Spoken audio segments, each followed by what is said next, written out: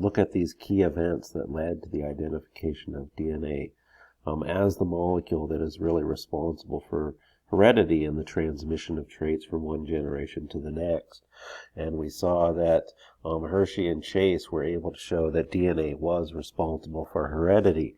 And sort of a side thing is James Watson actually went to school at the University of Chicago, where Griffith's transformation experiments were done. So Watson was well aware that the transforming factor was out there and was probably exposed to Avery's experiment, and so he knew that DNA was more than likely that factor that was responsible for these transmission of these traits from one generation to the next.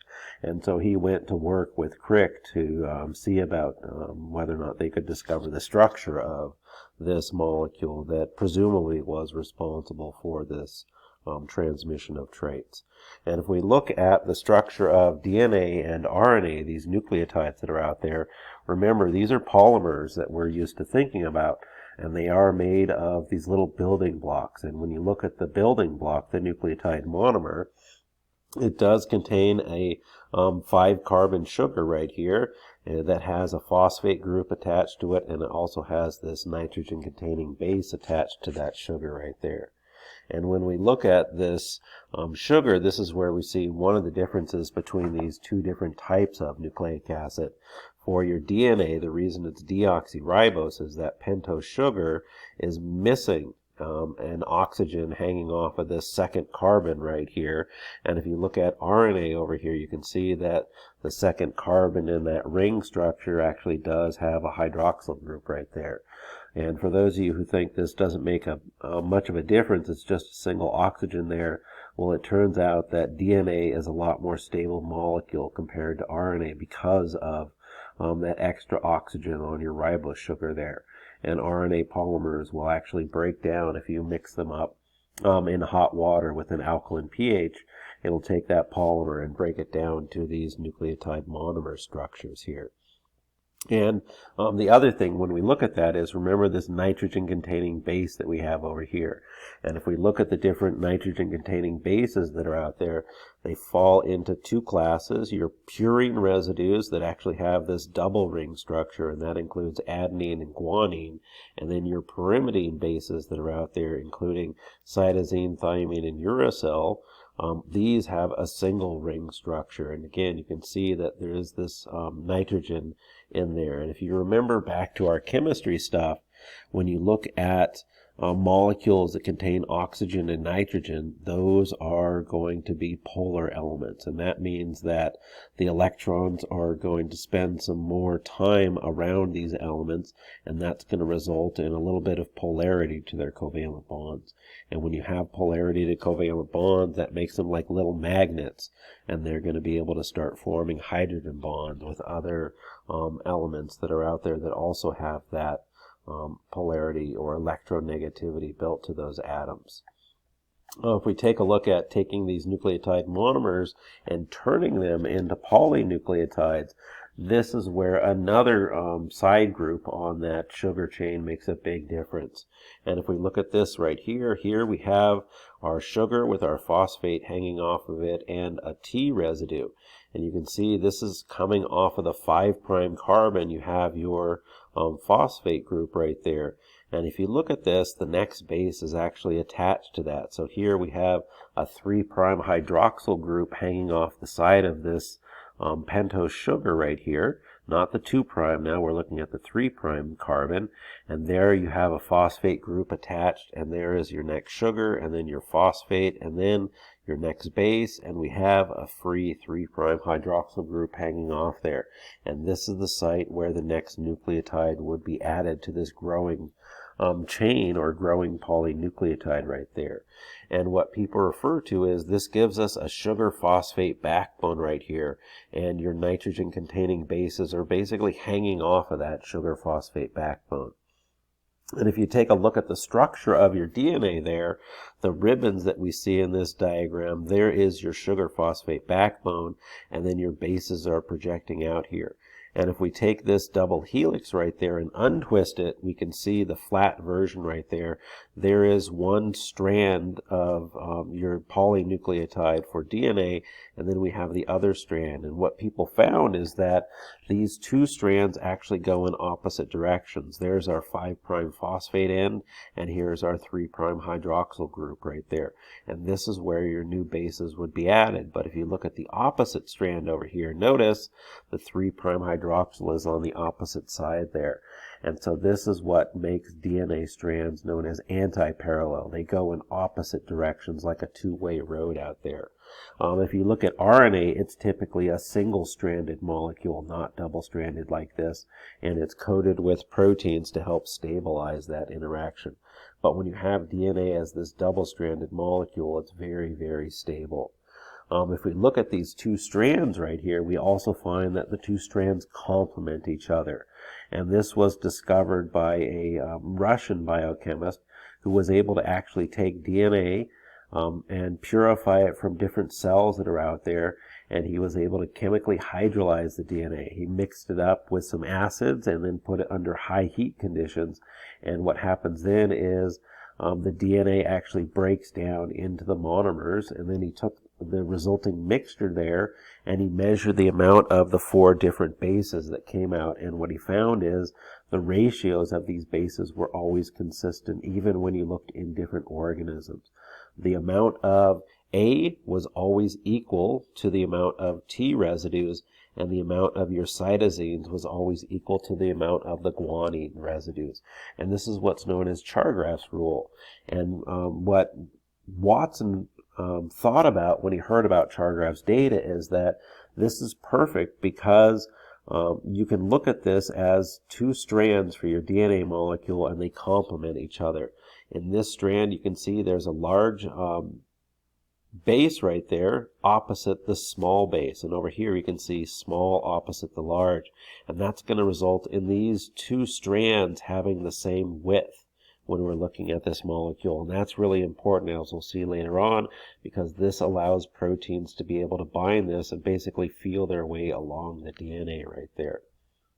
The other thing that is really kind of interesting is that we can actually take DNA and denature it and separate the two strands that are out there. So in this little figure, we can see there is your DNA in its normal native state with the double-stranded DNA molecules that are held together by the hydrogen bonds between these complementary bases.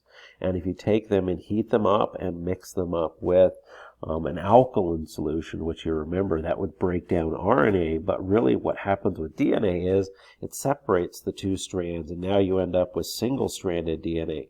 And one of the amazing things about it is these two strands, as they cool back down, are actually going to reanneal, and they will reform those hydrogen bonds between their complementary bases. And what people found is that if your DNA is really rich in C's and G's, then it actually is harder to denature. And if you think about that, C's and G's form 3 hydrogen bonds, where A's and T's only form 2. So if you have a higher percentage of C and G's in your DNA, it's going to be harder for your DNA to separate. And if you look at the hyperthermophiles that are out there, they tend to have a little bit more C's and G's in their chromosomes, because that is one of the things that helps to hold the two strands together. The last thing we want to take a look at is some of these terms that are associated with genetics that are out there. And if we look at a gene, effectively what a gene is it's a segment of nucleic acids that contains a code to make a functional product. And what we're used to thinking about, and we learn in a lot of biology classes, is that DNA codes for messages that are going to be used to make your proteins. But if you think about a virus that does not have DNA, it's just RNA, for them, a gene codes for a functional product. In this case, it's coding for a protein, so they don't ever have DNA in there. So if we use this definition that a gene is a segment of nucleic acids that codes for a functional product, now we can cover our cells with their DNA, but also our viruses that lack DNA. If we work our way up, well, where do you find these genes? They're going to be on your chromosomes. And this is just a structure that is composed of your packaged DNA with your genes on it that are coding for those functional products. And if we work our way all the way up and start to look at the genome, now you're looking at the sum of all the DNA and all the genes inside of this cell that give that cell its own distinctive genetic makeup there. And if you think about that, those chromosomes that are containing all of these genes and potentially other DNA outside of those chromosomes, that is what gives us our genotype, which is that genetic makeup for the cells, and that genotype is what we see in what's known as the phenotype. So you express the genes in those cells, and that's going to result in specific structures and functions that ultimately are going to come from the proteins that are being encoded by the genes on your DNA, and that's going to give you that physical makeup for your cells. And when we look at the genomes for cells out there and look at all that genetic material that we find with cells, we do see some very distinct patterns out there. Your viruses that are out there, those can have really, really small genomes with a few thousand bases, all the way up to these viruses that mimic cells that are just on the edge, and they almost have as much DNA as what we would find in our standard kind of E. coli in the lab. When you look at these things, you're looking at things that can have as few as 2 up to more than 2,000 genes for a virus that is out there. When we look at our bacteria with these prokaryotic cells, remember they have 1 or 2 circular chromosomes that can have millions of bases in them. And if you remember, those chromosomes are also attached to the cell membrane and are in what's referred to as the nucleoid region of the cell. And these bacteria genomes can range in size from 500,000 to 14 million bases. And if you look at your E. coli, it averages around 5 million bases, and we're looking at about 5,000 genes depending on the strain that you're looking at there. But the interesting thing is, if you took that chromosome and were able to unwind it, it would stretch out to be about 1 millimeter long. And E. coli is 1 to 2 micrometers. So that DNA that makes up the chromosome is actually about 1,000 times longer than the cell itself, but it is supercoiled to fit into that nucleoid region. And remember, there can also be extra chromosomal DNA, viruses or plasmids that can be found floating outside of the chromosome in the cytoplasm there. If we switch over to our eukaryotic cells and take a look at their genomes, remember these ones have linear chromosomes, and they will have more than one. If you look at a yeast cell that's out there, you're looking at something that has 4 linear chromosomes and 12 million base pairs there, more than 5,000 genes. So longer genome, but also more genes compared to your standard bacteria that we use in the lab. Also remember, when you look at eukaryotic cells, they do have organelles like mitochondria and chloroplasts that can also contain DNA that can affect the cell. So this is part of the genetic complement of the cell there. And when we look at our standard mitochondria, it's a little over 16,000 bases long, and it's got 37 genes on it. When we look at some eukaryotic cells that are out there, they can also have plasmids, and we found those in fungi and protozoan cells. They actually do have this extra chromosomal DNA floating around in the cytoplasm. When we get up to ourselves here and we look at humans, we're looking at 3 billion base pairs with more than 20,000 genes that are on 23 pairs of linear chromosomes. And when we look at the chromosome structure in eukaryotic cells, what we find is the DNA is wrapped around histone proteins to form what are known as nucleosomes. They're referred to as beads on a string right here. And then those beads on a string are wrapped up to form chromatin fibers. And when you look at the chromatin fibers, some of them are going to be tightly packed together, and that tends to have the DNA that's not being used. But if the chromatin fibers are loosely packed, then that DNA is actively being used.